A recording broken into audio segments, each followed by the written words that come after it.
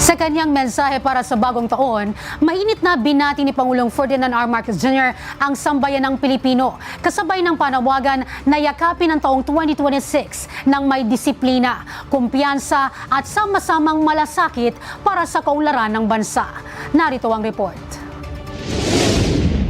Masayang sinalubong ni Pangulong Ferdinand Marcos Jr. ang bagong taon kasama ang First Family kasunod ng mainit na pagbati ng Pangulo sa sambayanang Pilipino ng isang manigong bagong taon. Sa kanyang mensahe, nakiisa si Pangulong Marcos Jr. sa lahat ng Pilipino sa buong mundo na salubungin ang bagong taon ng may pagninilay sa mga aral, pagsubok at tagumpay ng nagdaang taon.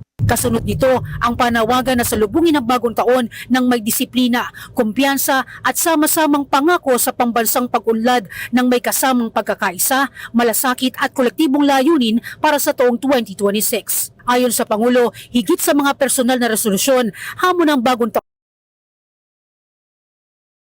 ng pagsusuri kung paano tayo mamumuhay bilang isang lipunan. Binanggit din ng Pangulo ang pangangailangan ng pananaw na nakatuon sa hinaharap